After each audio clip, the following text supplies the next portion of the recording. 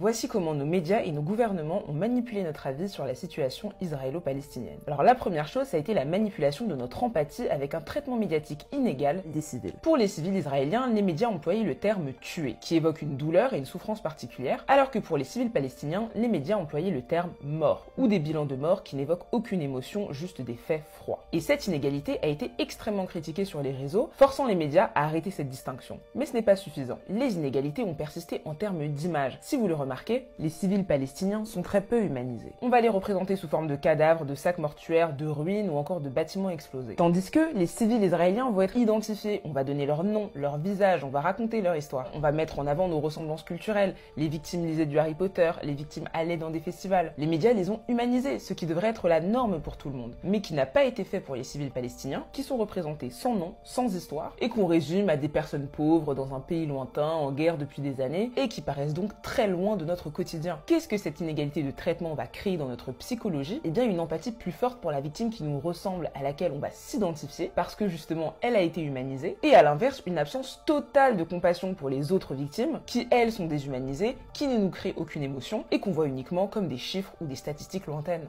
Et cette absence de compassion va d'ailleurs justifier la deuxième manœuvre que j'appelle les condamnations sélectives. C'est-à-dire que ce soit nos médias ou le gouvernement, il y a eu à juste titre une condamnation ferme et unanime suite aux attaques terroristes du Hamas du 7 octobre, des plateaux dédiés, des discours complets, bref, le consensus était très clair. Mais dès lors qu'on s'intéresse aux attaques commises par Israël, là, ce n'est plus clair et on va nous dire que c'est un conflit compliqué. Et il n'y a eu aucune condamnation unanime, ni de remise en contexte de tous les crimes commis par Israël que le droit international, les ONG et même l'ONU dénoncent depuis des années, à savoir la colonisation de la Palestine par Israël et son occupation illégale, le régime d'apartheid qu'Israël impose aux Palestiniens qui sont privés de certains droits, les blocus illégaux qu'Israël impose à la Palestine et les bombardements intempestifs sur Gaza, qui est non seulement une zone civile, mais surtout dont la moitié de la population sont des enfants. Et cette différence de traitement, elle était flagrante sur les plateaux télé. Chaque prise de parole considérée comme pro-palestinienne était régulièrement coupée, mais surtout, il fallait d'abord condamner les actes terroristes du Hamas. Non, mais attendez, est-ce que vous pensez que c'est pas important que l'Algérie et la Tunisie auraient pu condamner ces attentats? Do you support what Hamas launched? Alors qu'aucune personne pro-israélienne n'a dû condamner le fait qu'Israël commet des crimes de guerre, d'apartheid, de colonisation ou de nettoyage ethnique qui sont encore une fois des termes que même l'ONU emploie. Au contraire, on a pu voir à la télé des interventions extrêmement violentes où on justifiait et où on encourageait la mort de civils palestiniens en toute impunité.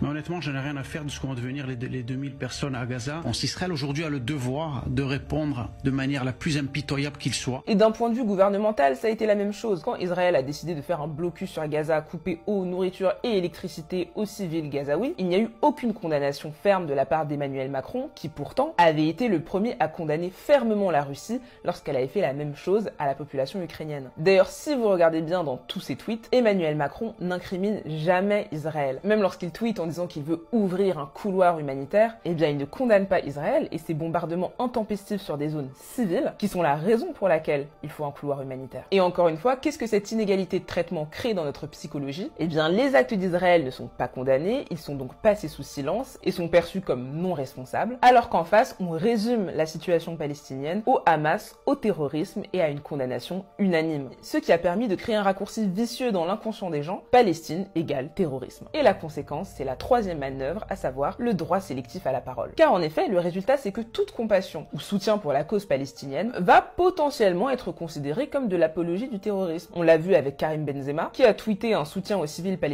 et qui a directement été accusé par le ministre de l'Intérieur d'être un soutien des frères musulmans. Tout ça sans preuve, je pense qu'il est important de le dire, et vous avez même des élus qui ont proposé sa déchéance de nationalité et le retrait de son ballon d'or. Et cette criminalisation des soutiens à la Palestine, on l'a vu aussi avec les manifestations. Les manifestations en soutien aux civils israéliens ont été autorisées, ce qui est normal, mais pour les manifestations en soutien aux civils palestiniens, le ministre de l'Intérieur en personne a demandé à ce qu'elles soient systématiquement interdites pour risque de trouble à l'ordre public. Alors heureusement, le Conseil d'État a fini par s'y opposer et une manifestation a donc pu se dérouler. Mais ça prouve quand même le raccourci que notre propre gouvernement a fait en estimant qu'une compassion pour les civils palestiniens signifie trouble à l'ordre public, c'est-à-dire violence, délinquance, et c'est encore une fois une forme de criminalisation. Et le résultat sur notre psychologie, encore une fois, c'est quoi? C'est que beaucoup de personnes ne vont plus oser exprimer leur compassion à la population palestinienne par peur d'être assimilées à ce raccourci de terroriste. Et ce droit sélectif à la parole, porte-parole, il va dans les deux sens, parce qu'il y a plusieurs associations israéliennes comme Tzedek qui se mobilisent activement contre la colonisation de Palestine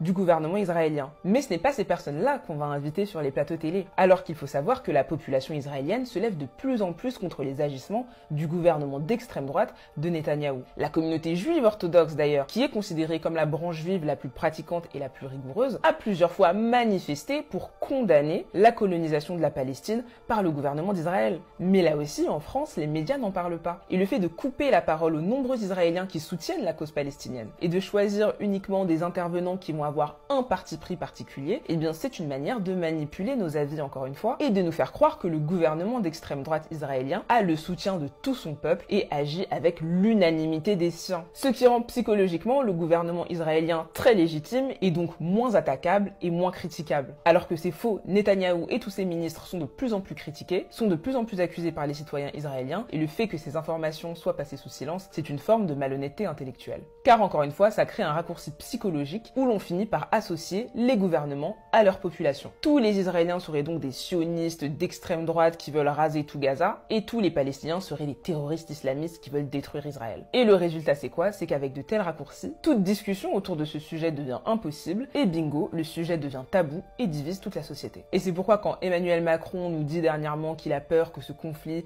divise la société française, eh bien c'est justement ces doubles standards qu'on vient de voir qui divisent la société française et qui renforcent cette logique de camp avec le camp pro-Palestine et le camp pro-Israël. Et c'est uniquement en faisant preuve d'honnêteté intellectuelle et d'égalité de traitement qu'on pourra éviter cette division qui finalement est contre-productive à la paix que nos gouvernements disent vouloir obtenir. En tout cas, dites-moi laquelle de ces trois manœuvres vous aviez déjà remarqué et si vous en avez repéré d'autres, écrivez-les en commentaire car vous l'aurez compris, cette liste n'est clairement pas exhaustive.